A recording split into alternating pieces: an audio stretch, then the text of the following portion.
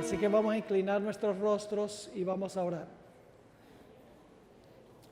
Nuestro Padre y nuestro Dios, qué privilegio el llamarte Padre. Una persona que ama, una persona que está sentada en el trono de la majestad de los cielos, una persona que nos creó, que se preocupa por nosotros. Qué lindo saber que tú eres nuestro Padre. Queremos esta tarde conocer en cuanto a ti. Queremos conocer la verdad en cuanto a la salvación. La verdad en cuanto a quién tú eres.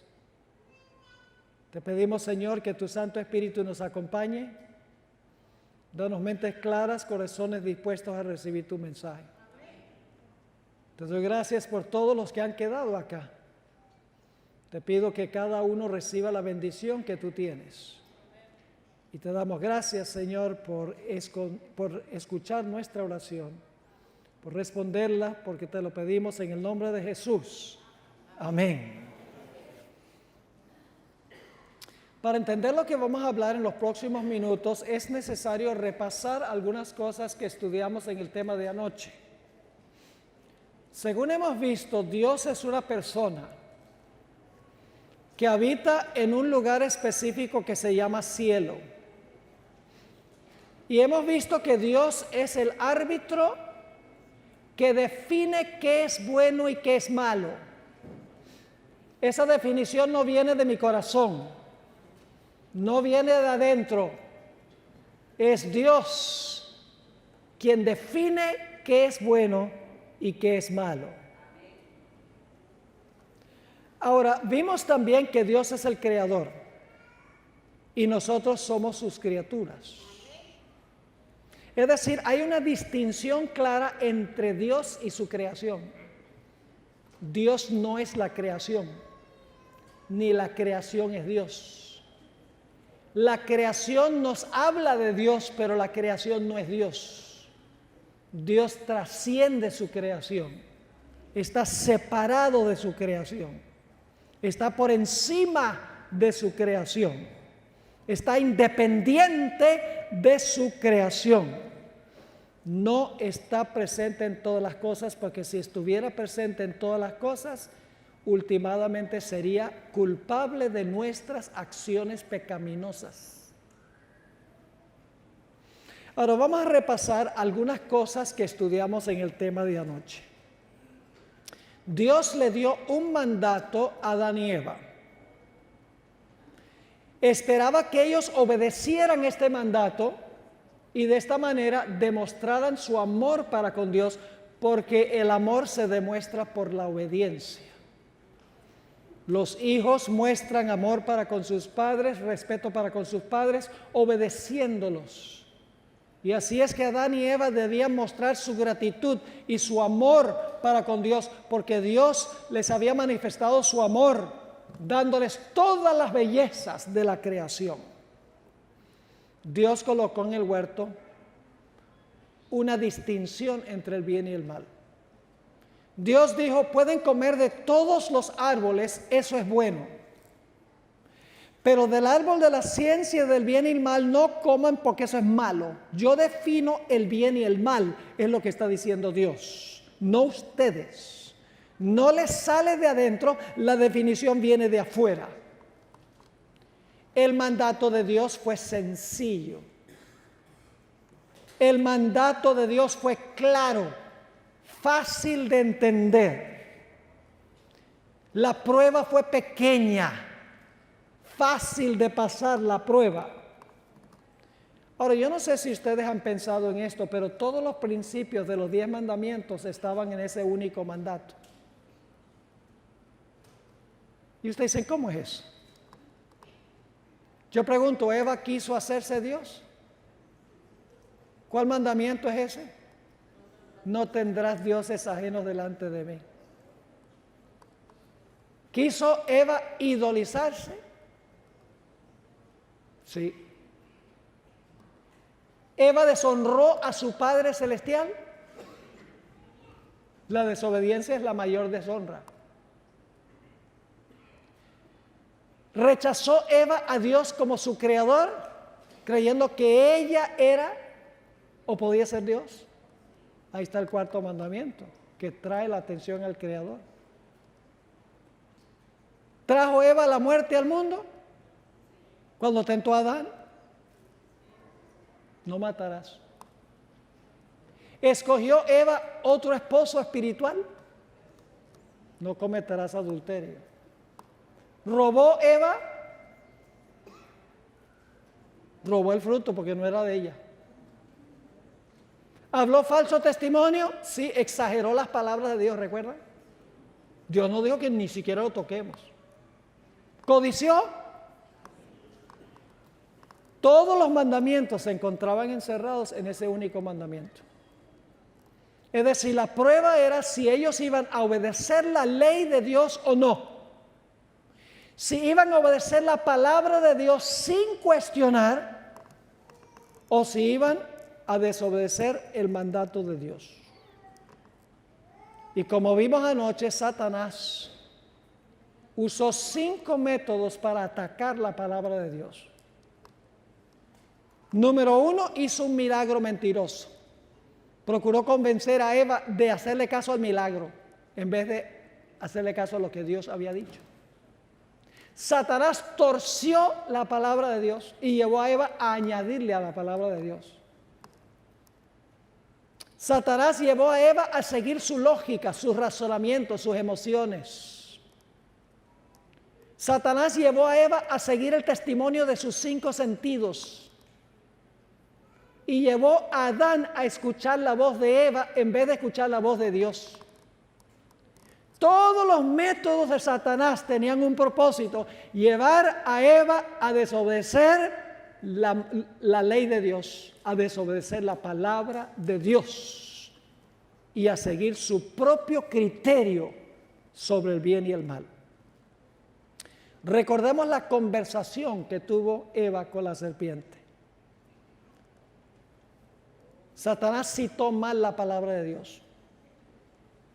Con que Dios os ha dicho que no comáis de ningún árbol del huerto. Y claro, cuando Satanás hizo esa declaración equivocada, la reacción humana es tratar de corregir el error.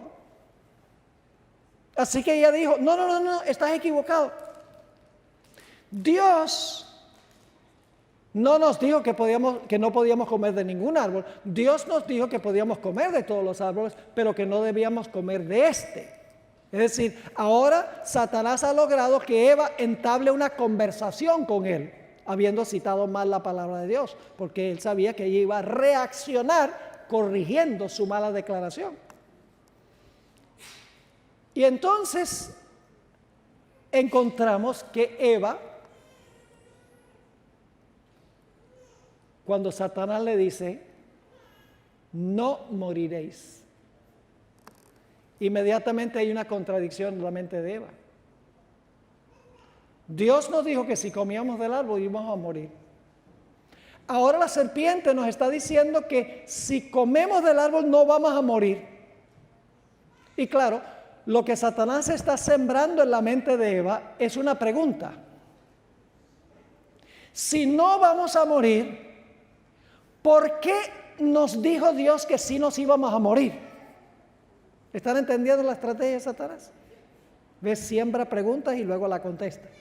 Yo pregunto, ¿Satanás le contestó a la pregunta que le surgió a Eva? ¿Cuál era la pregunta? Entonces, ¿por qué nos mintió? ¿Qué podría Dios tener en mente al mentirnos? Yo quiero saber. Satanás dice, ahora yo te voy a decir. Y ustedes conocen. Dios sabe algo que Él no quiere que ustedes sepan. Dios sabe que si ustedes comen de este árbol, sus ojos van a ser abiertos. Es decir, se les va a abrir el entendimiento. Y van a ser como Dios. Es decir, ustedes van a ser Dios. Y lo que está insinuando es que Dios en algún momento comió del fruto de ese árbol. Y cuando Dios comió del fruto del árbol, cobró los poderes de Dios. Y después que Dios comió del árbol y cobró los poderes de Dios, entonces Él no quería que ningún otro fuera Dios como Él. Y desde ese momento cualquier persona que se aparecía por el árbol le decía, mira, no comas del árbol porque vas a morir. Pero no era porque iban a morir, sino porque iban a ser igual a Él. ¿Están entendiendo el punto? Pero ahora hay un punto que no toqué anoche, que es de crucial importancia y tiene que ver con el tema que vamos a trazar en los próximos minutos. Satanás le dijo a Eva que sería como Dios en un sentido especial. Escuchen bien lo que voy a decir. Seréis como Dios, ¿y cómo termina? Sabiendo el bien y el mal. Lo que Satanás le está diciendo es, Dios quiere que ustedes piensen que Él define lo que es el bien y el mal. Pero si tú comes del fruto del árbol, tú misma vas a tener el entendimiento para distinguir entre el bien y el mal sin que Dios te diga qué es bueno y qué es malo. Es decir, seréis como Dios, sabiendo el bien y el mal. Es decir, tú mismo vas a poder definir lo que es bueno y lo que es malo. Es el mismo argumento que usó Satanás para engañar a los ángeles celestiales. Escuchen esta cita de la hermana White, que viene del Conflicto de los Siglos, página 489. Escuchen bien esto. Reiteró su reclamo de que los ángeles no necesitaban ningún control, sino, ahora escuchen, que debía dejárselos seguir su propia voluntad, que los dirigiría siempre bien. Es decir, no tienen que hacer lo que Dios dice. Ustedes pueden seguir su propia voluntad y su propia voluntad les va a decir que es bueno. Sigue diciendo. Denunció los estatutos divinos como restricción de su libertad y declaró que el objeto que él perseguía era asegurar la abolición de la ley para que libres de esta restricción las huestes del cielo pudiesen alcanzar un grado de existencia más elevado y glorioso. ¿Están captando lo que está diciendo aquí? Satanás dijo, los ángeles no necesitan ningún control externo, no necesitan que Dios le diga esto es bueno y esto es malo, porque esa definición puede salir de adentro. Y yo estoy luchando para librarlos de un Dios que les restringe la libertad diciéndole qué hacer y qué no hacer. Eso les puede salir a ustedes qué se puede hacer y qué no se puede hacer. Estaba diciendo, los ángeles pueden saber por sí mismos lo que es bien y lo que es mal sin que Dios se los diga. ¿Están entendiendo el punto? Ahora, ustedes recuerdan que mencioné que la hermana White usa una terminología bien extraña para describir estas ideas de Kellogg. Voy a leer esas dos citas de nuevo. Testimonios para la Iglesia, tomo 8, página 307. Testimonios para la Iglesia, tomo 8, página 307. Dice la sierva del Señor: he visto que los resultados de estas ideas fantasiosas con respecto a Dios son la apostasía, el espiritismo y el amor libre. ¿Recuerdan los hippies? Tal vez algunos no recuerdan, pues son mucho más jóvenes. Pero nosotros recordamos, Daniel. Decían, make love, not war. Hagan el amor, no la guerra. ¿Y qué hacían? Despreciaban todas las autoridades. Los policías eran puercos. Lo que decían los padres no valía. Lo que decían los maestros no valía. Lo que decían las autoridades no valía. Decían, vamos a practicar amor libre. Eso es lo que describe la hermana White. Porque nos va a salir a nosotros qué es bueno y qué es malo, sin que nadie nos esté diciendo. A eso se refiere la hermana White, que lleva el panteísmo. Sigue diciendo, he visto que los resultados de estas ideas fantasiosas con respecto a Dios son la apostasía, el espiritismo y el amor libre. La tendencia al amor libre que promueven estas enseñanzas estaba tan bien oculta que era difícil al principio discernir su verdadero carácter. La misma hermana White dice, yo no podía discernir la verdadera naturaleza de esta herejía. Luego dice, hasta que el Señor me hubo presentado el asunto, no sabía ni siquiera cómo llamarlo. Pero he recibido la orden de llamarlo amor espiritual impío. ¿Ustedes creen que esa es la falsificación del amor verdadero? El amor espiritual impío. Entonces, si nosotros queremos saber qué es el amor espiritual impío, ¿qué tenemos que saber primero? ¿Qué es el verdadero amor? ¿Les parece? Porque esto, la herejía panteísta, supuestamente la persona es Dios. Usted es igual Dios como yo. Así que lo que usted escoge hacer está perfectamente bien porque usted es Dios. Y lo que yo escojo hacer es perfectamente bien porque yo soy Dios, según el panteísmo.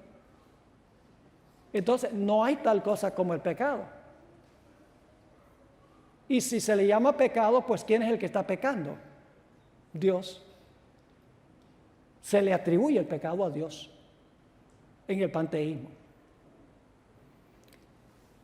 En otra cita, la hermana White afirma, y en un momento vamos a ver qué es el verdadero amor según la Biblia. En el libro del Evangelismo, la hermana White dice, la palabra de Dios no apoya las teorías panteístas.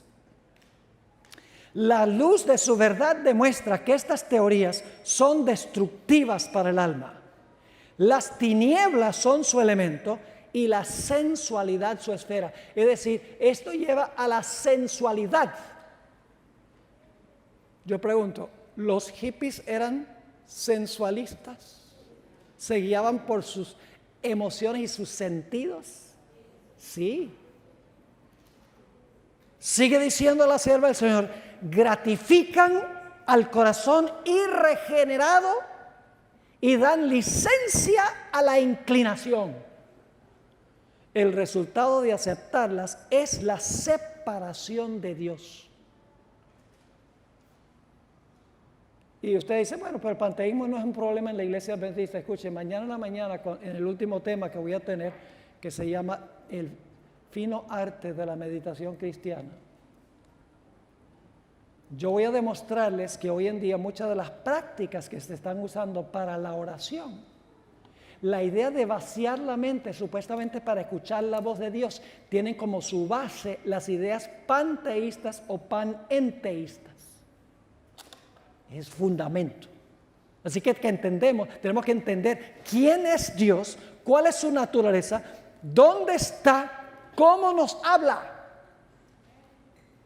El misticismo es la idea de que Dios me habla directamente a mí, aparte de su palabra. Tenemos entonces que definir lo que es el verdadero amor para saber qué es amor espiritual impío. Así que vamos a ver qué dice la Biblia que es el amor. Juan 14:15, versículo cortico. ¿Ustedes creen que podemos confiar en la autoridad de Jesús? Si me amáis, guardad mis mandamientos. ¿Qué es el amor? Obediencia. ¿Es así o no es así? ¿Cómo iban a demostrar a Adán y Eva el amor para con Dios? Obedeciendo lo que Dios dijo. No les salía a ellos lo que debían hacer. Lo que Dios decía, eso era. Fuera del hombre. Vamos a 1 de Juan 2, 3 al 5. Estamos definiendo lo que es el verdadero amor para saber qué es el amor espiritual impío. Que lleva a la inclinación, que lleva a la licencia, que lleva al amor libre. Yo pregunto, ¿libre de qué? Libre de la ley. 1 de Juan 2, 3 al 5. Y en esto sabemos que nosotros le conocemos. si guardamos sus mandamientos. El que dice yo lo conozco y no guarda sus mandamientos, el tal es mentiroso y la verdad no está en él. Pero el que guarda su palabra, que quiere decir el que obedece su palabra, en este verdaderamente el amor de Dios se ha perfeccionado. ¿Qué tiene que pasar para que el amor de Dios se perfeccione en la persona? Guardar la palabra de Dios. La palabra no que está dentro, la palabra que Dios dice, lo que Él establece, porque Dios es la fuente de lo que es correcto y lo que es incorrecto. Y luego dice, por eso sabemos que estamos en Él. Primero de Juan 3:5.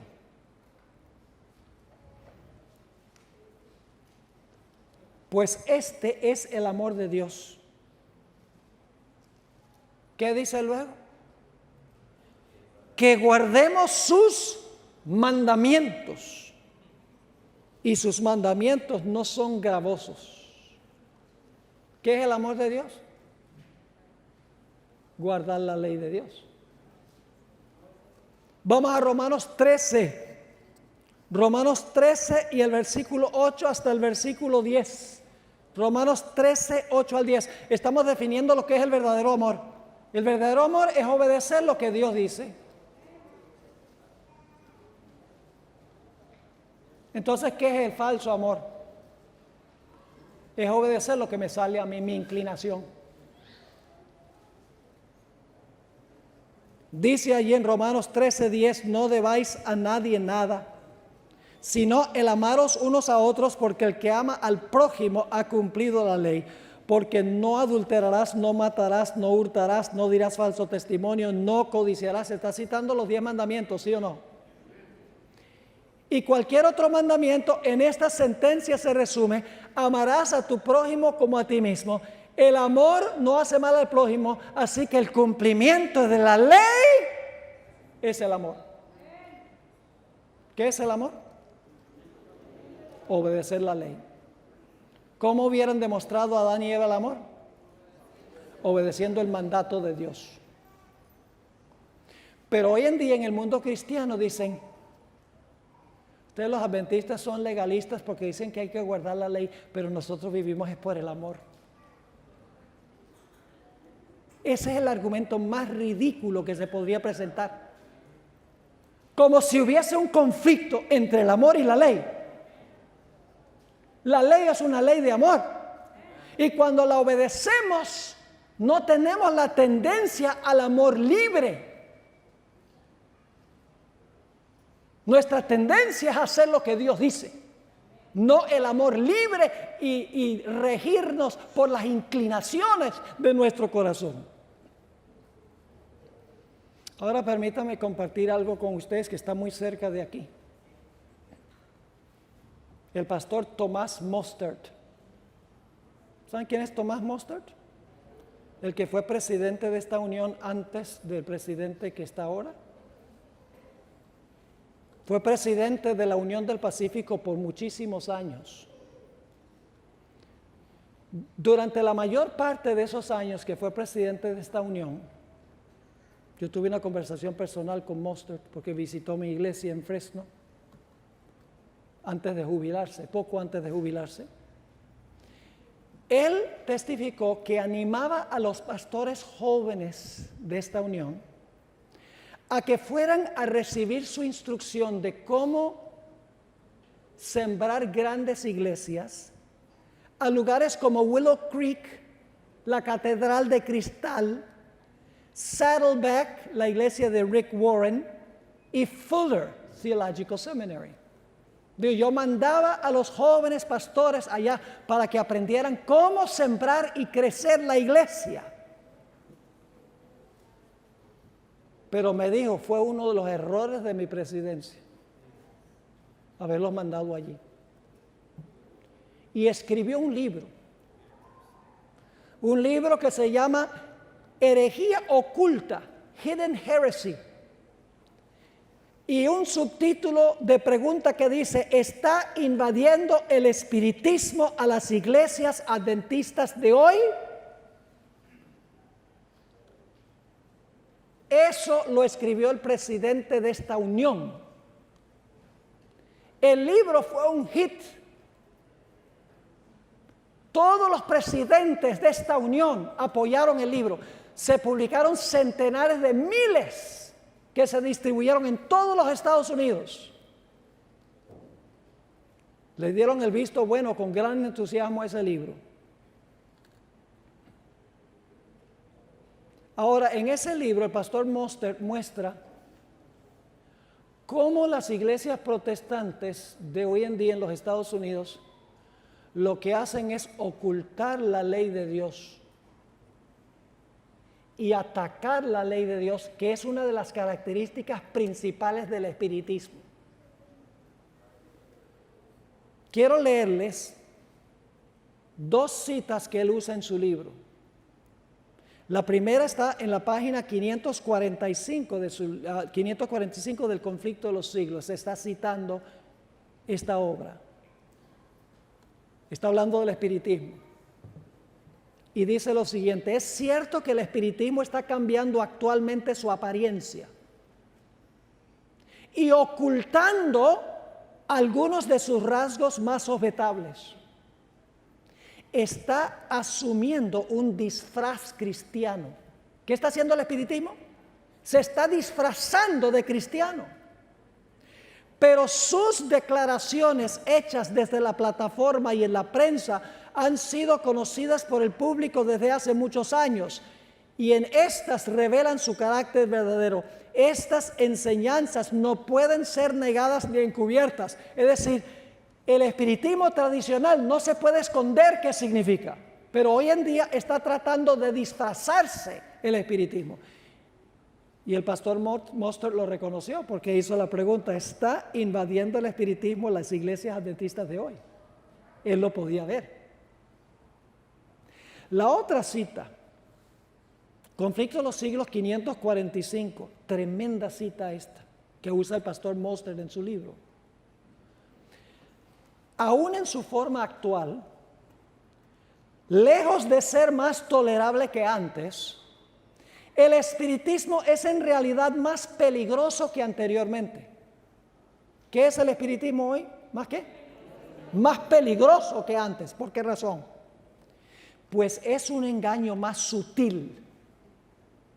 Mientras antes denunciaba a Cristo y la Biblia, ahora profesa aceptar ambos. Pero su interpretación de la Biblia está calculada, escuchen bien, su interpretación de la Biblia está calculada para agradar al corazón irregenerado, para hacerte sentir bien en el pecado. Al paso, ahora escuchen, al paso que anula el efecto de sus verdades solemnes y vitales, complace al corazón no convertido y echa a un lado las verdades distintivas. Ahora escuchen esto: los espiritistas hacen hincapié en el amor. Hoy en día, hermanos y hermanas, usted no se imagina la cantidad de veces que pastores me han dicho: lo que más necesitamos en la iglesia no es la ley, lo que necesitamos es amor. Y los mensajes son amor, amor, pero no es verdadero amor, es falso amor, porque es sentimentalismo. El amor es guardar la ley de Dios por amor a Dios, es obediencia a la palabra objetiva de Dios, fuera del hombre. Porque de mi corazón no sale nada bueno, sale todo malo. Así que yo necesito algo afuera que me diga: eso está mal. Porque el corazón del hombre es engañoso más que cualquier cosa. ¿Quién lo puede conocer? Solamente Dios.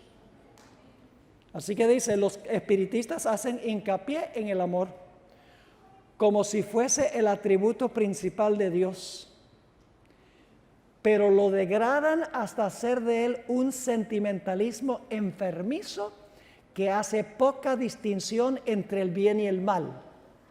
¡Wow! ¡Qué tremenda cita! Para el espiritismo el amor es un sentimentalismo espiritista, un enfermizo. Dicen: ay, no, sencillamente amémonos. y hacen poca distinción entre el bien y el mal. Escuchen esto. Ocultan de la vista la justicia de Dios. Yo pregunto, ¿cuál atributo de Dios es más importante, el amor o la justicia?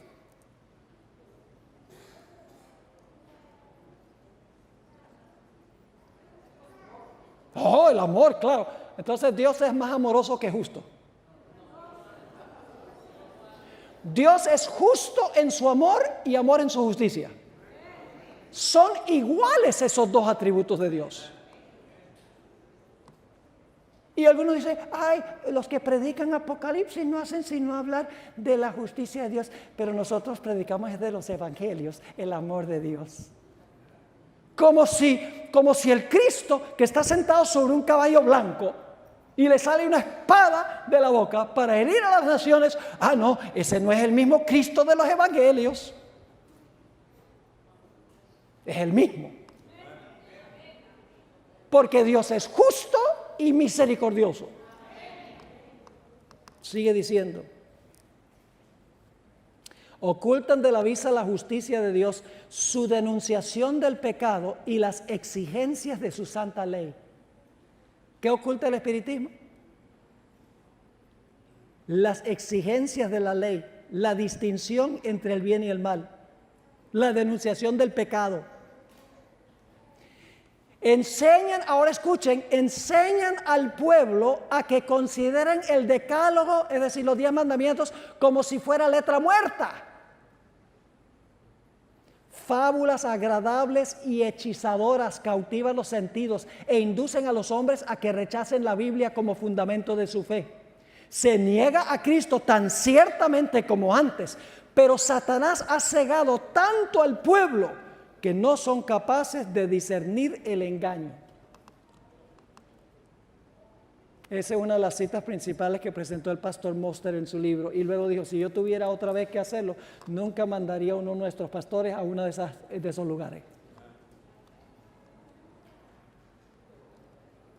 El panteísmo enseña que todo es Dios. Siendo este el caso, yo soy tanto Dios como usted, según el panteísmo. Yo no soy más Dios, ni usted es más Dios, según la teoría panteísta. Entonces yo pregunto, ¿quién definiría, si usted y yo ambos somos Dios, quién define qué es bueno y qué es malo? ¿Quién lo define? Yo. ¿Y quién me va a juzgar? Yo.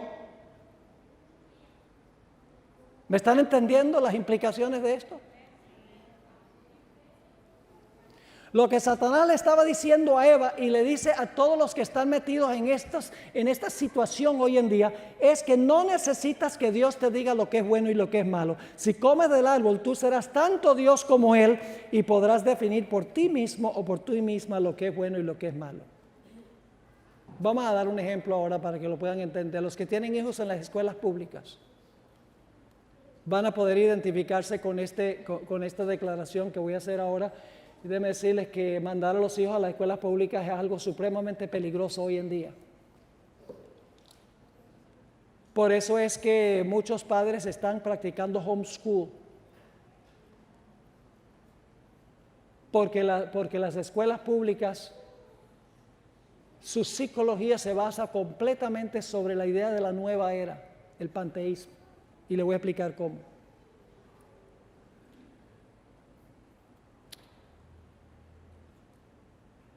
La teología de la nueva era que forma la base de las escuelas públicas es que no hay en realidad una norma absoluta de lo que es bueno y lo que es malo. La idea es que los jóvenes ya tienen esos valores internamente grabados. Y lo que hay que ayudar a los jóvenes es ayudarlos a aclarar y descubrir esos valores que ya tienen por dentro. Es decir, los valores morales no se imponen de afuera. Los padres no lo hacen, ni los maestros lo hacen, ni los ministros lo hacen. No, hay que sencillamente descubrir los valores morales que ya el niño o el joven ya tiene por dentro.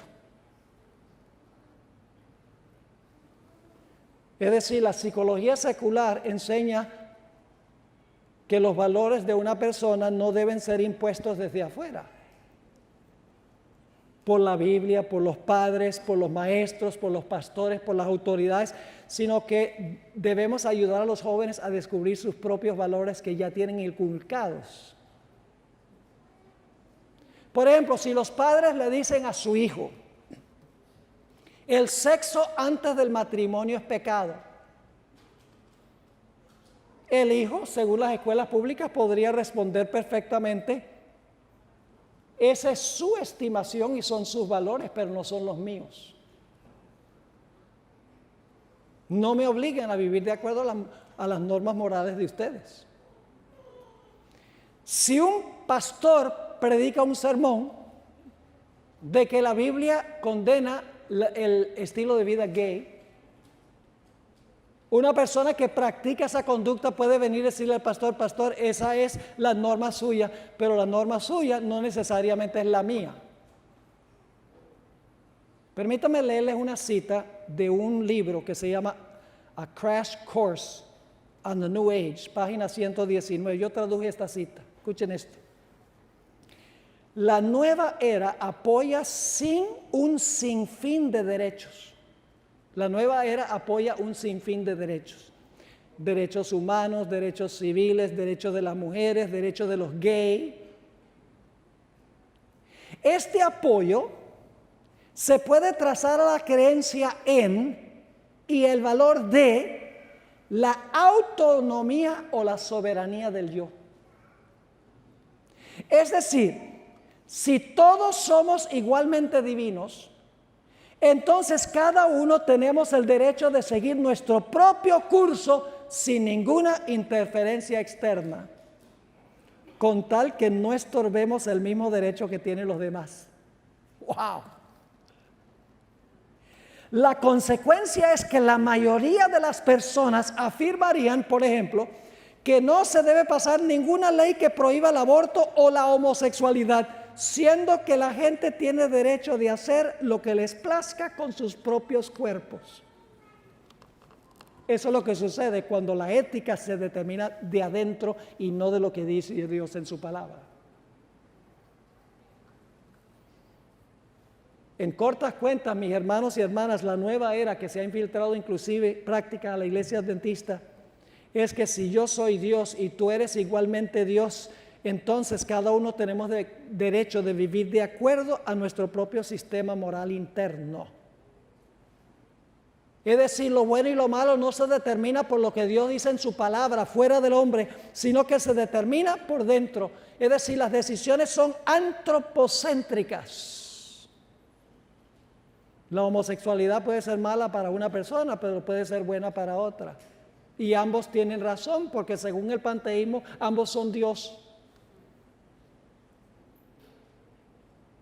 No hay duda, hermanos y hermanas, que en este modo de pensar, la idea de un Dios personal que vive en un lugar específico que se llama cielo.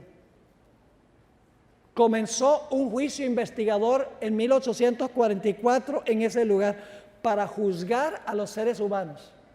No hay cabida para eso. Porque si una persona es Dios, esa persona misma se va a juzgar. Y saben, una teoría relacionada con este panteísmo es que el panteísmo es una teoría evolucionista. ¿Saben por qué razón es que los científicos defienden tan acérrimamente la evolución? Escuchen bien, porque si nosotros somos el producto de la evolución y no creados por un Dios personal, entonces no tendremos que rendirle cuentas en un juicio a Dios. No quieren comparecer ante el tribunal de Dios. Y por eso dicen, no un Dios personal no me creó a mí, yo no soy responsable ante Él, yo vine de un mono. Y yo lo que les digo, mire, si tú quieres venir del jardín zoológico, ese es tu derecho, pero yo vine del jardín del Edén.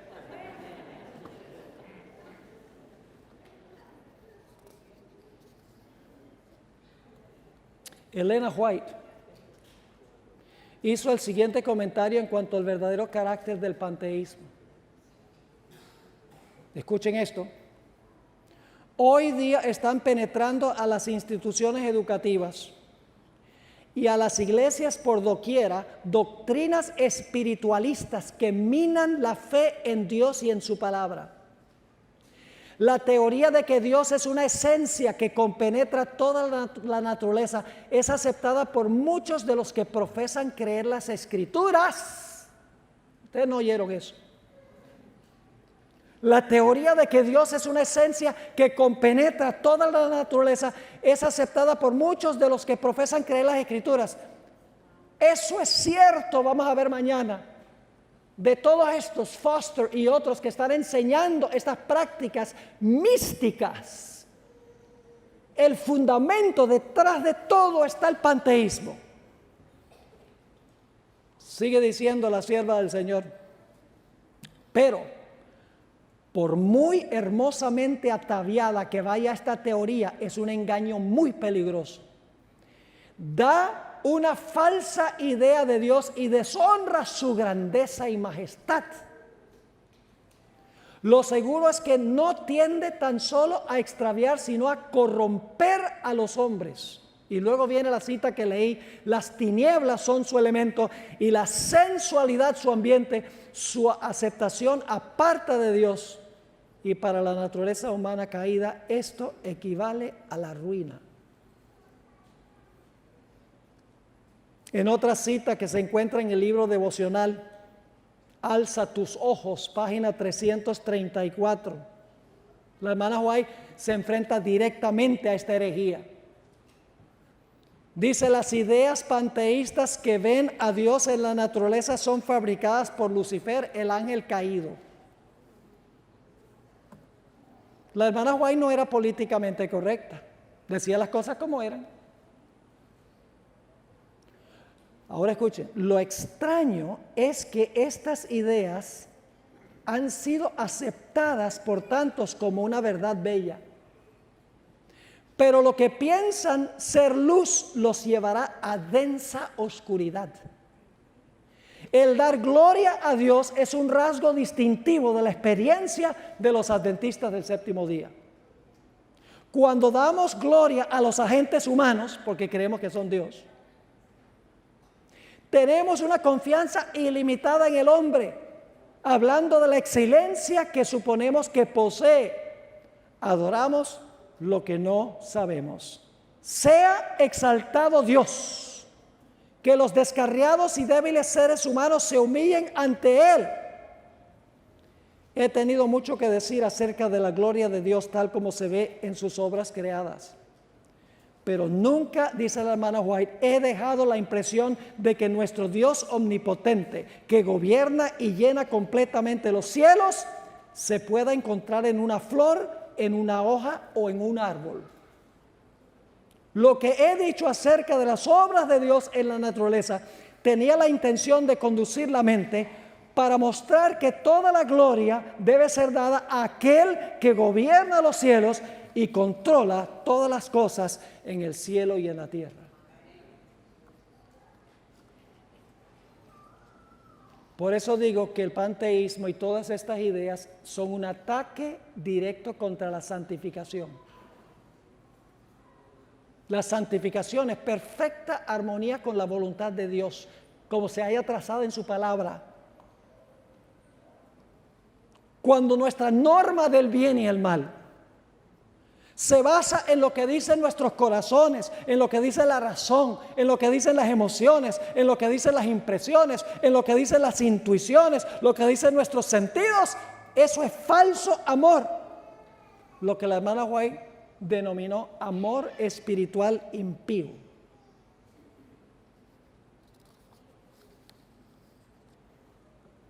Ahora, hay muchas personas que creen que la santificación es saltar en la iglesia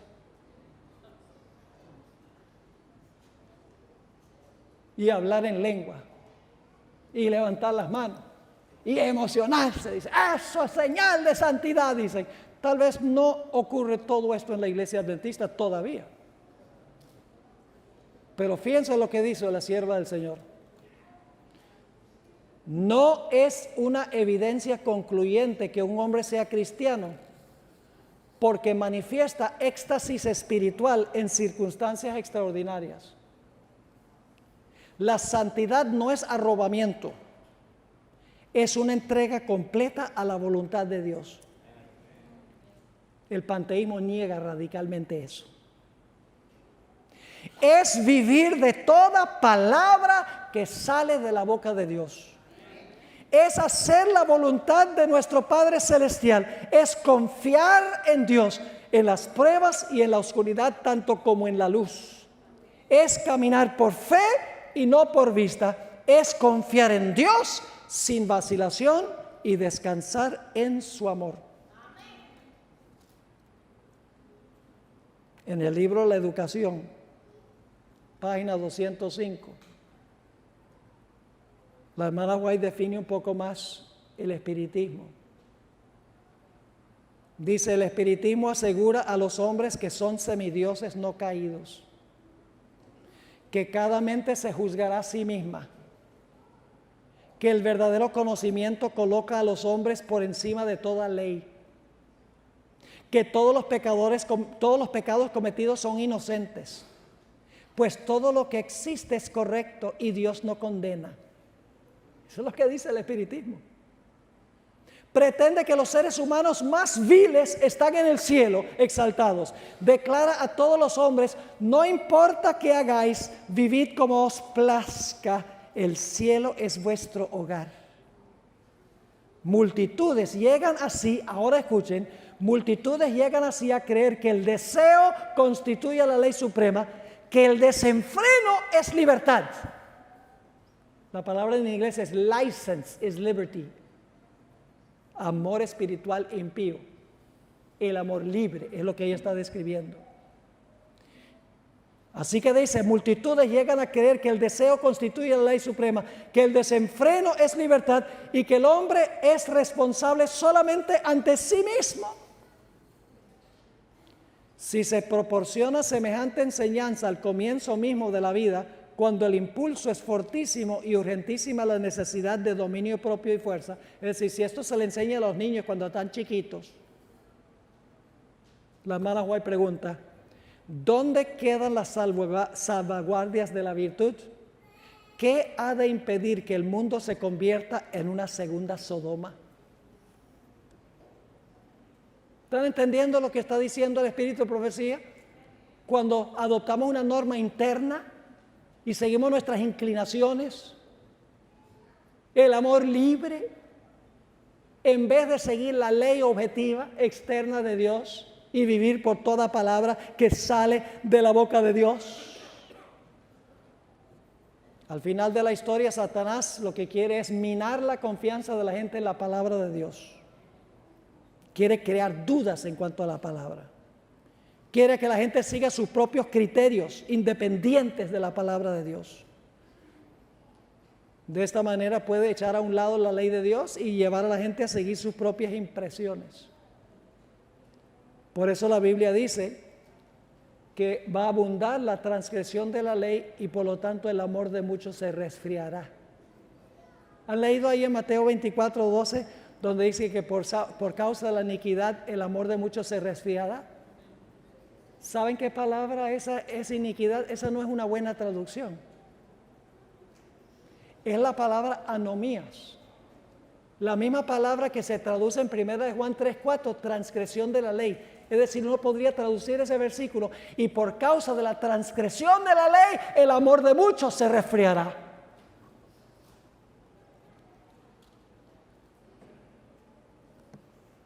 Tomemos el caso de Saúl, para que vean la relación entre la desobediencia a la palabra de Dios y el espiritismo. Dios le había dicho a Saúl: mira, Saúl, tú no ofrezcas ningún sacrificio hasta que yo llegue. Eso le dijo Samuel a Saúl. Esa era la palabra de Jehová. Pero pasó el tiempo y no llegaba Samuel para ofrecer el sacrificio, para pedir la bendición de Dios en la lucha que iba a tener Israel con los filisteos. Y como resultado, los soldados de Israel estaban desertando.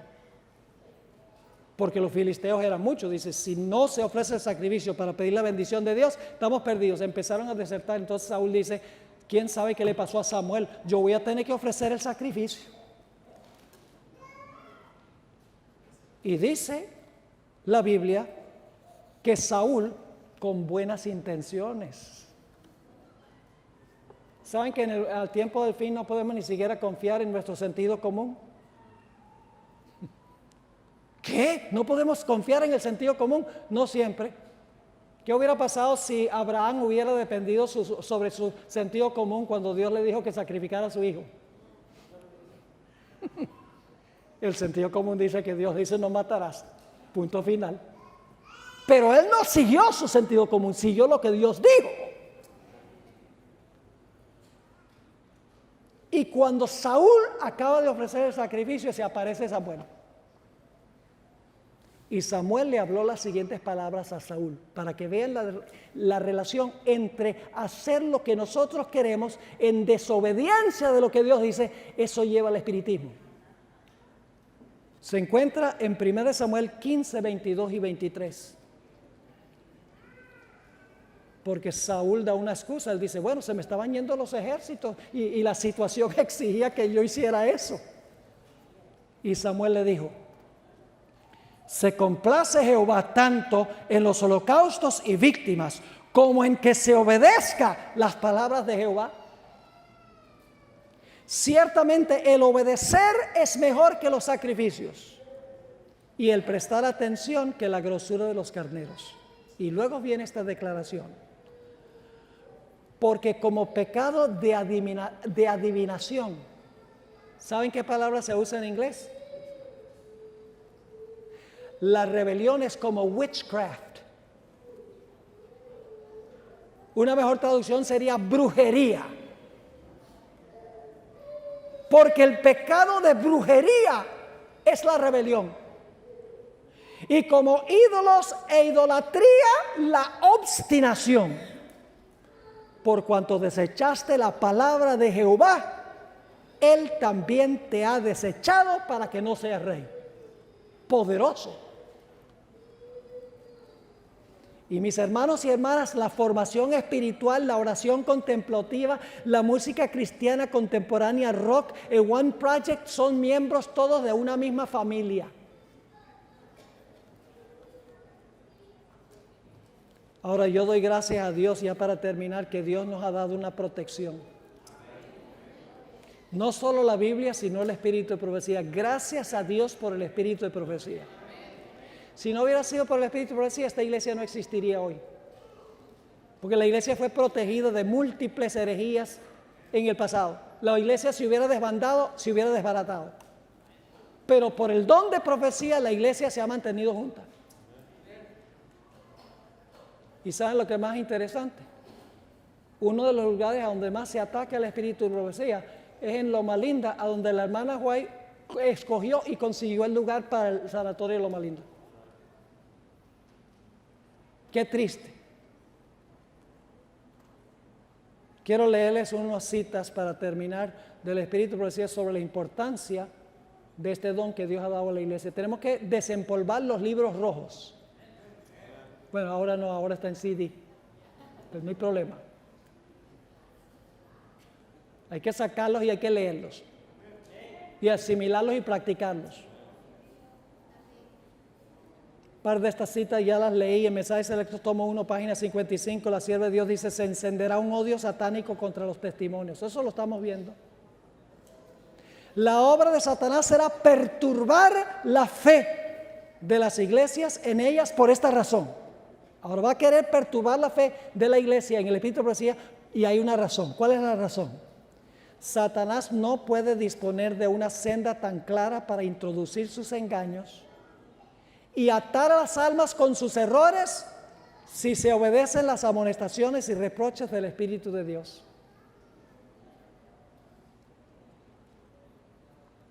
Mensajes Selectos, tomo 1, página 231. No os engañéis. Muchos se apartarán de la fe prestando atención a espíritus engañadores y a doctrinas de demonios. Tenemos ahora delante de nosotros el alfa de este peligro. La omega será de una naturaleza asombrosísima. La estamos viendo hoy en día. Todas las características están ahí. Quiero terminar leyendo una cita muy extraordinaria. Muchas de estas personas que están enseñando esto son muy persuasivos. Lo que dicen parece tener sentido y lógica. ¿Quién no quiere que se hable del amor? ¿Quién no quiere que se hable de la necesidad de ayudar a los necesitados? ¿Quién no va a querer reunirse para leer la Biblia? Cosa buena. Pero muchas de las cosas que dicen pasan inadvertidas. En esta cita que voy a leer, la hermana White, Dios le dio una visión donde estaba dando una charla el doctor Kellogg. Y escuchen lo que ella vio en visión sobre la charla que daba Kellogg.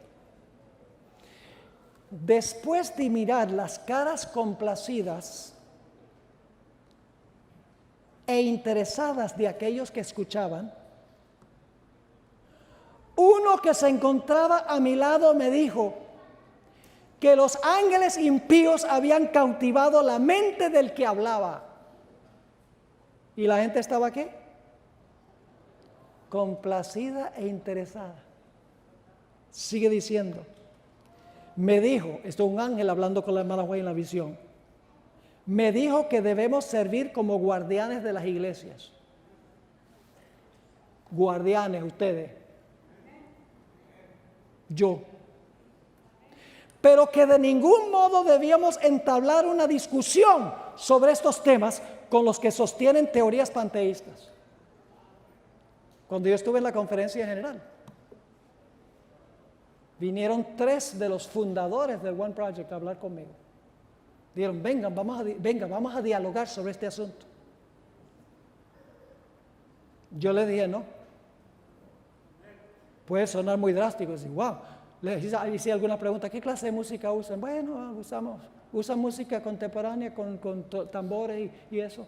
Bueno, sí. Le hice varias preguntas. Rehusé a hablar con ellos.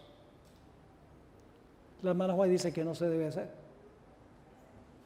Porque no están levantando en alto el mensaje de la iglesia adventista, el mensaje distintivo para esta época. Ni están hablando de la necesidad de vivir una vida santa. Y yo les di un ejemplo bíblico, les dije, mire, los enemigos, cuando Nehemías estaba reconstruyendo el muro de Jerusalén, vinieron aquellos que no querían que se construyera el muro, y le dijeron a Nehemías, ven, Nehemías, dialoguemos sobre este asunto de la construcción del muro. Nehemías dijo, estoy demasiado ocupado construyendo el muro. Y la brecha en el muro es el mandamiento del sábado. Sigue diciendo la hermana White. Me dijo, todavía está hablando el ángel en la visión, me dijo que tan ciertamente como los ángeles que cayeron fueron engañados y seducidos por Satanás, el que hablaba estaba bajo la educación espiritualista de los ángeles malos. Y luego hizo esta declaración, quedé pasmada al ver el entusiasmo con que fueron recibidas los sofismas y las teorías engañosas. La influencia de esta charla animó al que hablaba a convocar un concilio en Battle Creek para examinar más detenidamente estas opiniones seductoras. Dice, ahora se hace una reunión para discutir más estos asuntos. Se me advirtió que por ningún motivo debían los padres enviar a sus hijos a Battle Creek para recibir su educación, pues estas teorías científicas delusivas se presentarían de la forma más seductora. Este asunto ha cautivado su mente de tal modo que cree que debe ser el canal por medio del cual infundirle a otras mentes la gran luz concerniente a ciertos problemas científicos. Es decir, Kellogg pensaba que él era el canal para impartir esta nueva luz. Palabras e ideas de mis libros se tomarán y presentarán como estando en armonía con estas teorías, pero el Señor nos ha prohibido que entablemos discusión alguna con Él. Y termino diciendo, la hermana Elena G. de White por muchísimo tiempo rehusó leer una letra del libro Living Temple. La profetisa del Señor dijo, no me siento segura leyendo este libro. La que era la mensajera del Señor.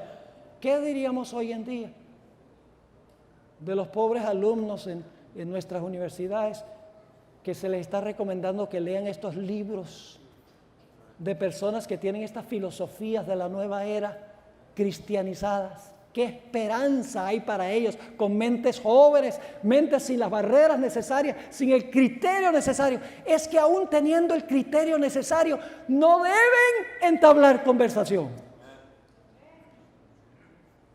Tenemos el libro, la Biblia, y ese debe ser nuestro estudio, la Biblia y el espíritu de profecía.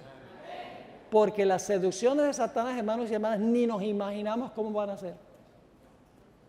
Así que vamos a estudiar las palabras. ¿Les parece? Porque la palabra es segura, el espíritu de profecía hay seguridad. Oremos, Padre. Gracias te damos por las palabras de advertencia que nos has dado en el espíritu de profecía. Qué maravilloso don. Te ruego, Señor, que nos ayudes a vivir por toda palabra que sale de la boca de Dios. No podemos en nuestras fuerzas porque nuestra naturaleza humana quiere rebelarse contra la voluntad tuya. Pero por favor, Padre, enternece nuestro corazón, danos una conversión, para que cuando tú nos llames podamos decir, habla, Señor, que tu siervo oye. Gracias, Padre, por habernos acompañado en este día. Y gracias por responder nuestra oración, pues te lo imploramos en el precioso nombre de Cristo Jesús. Amén.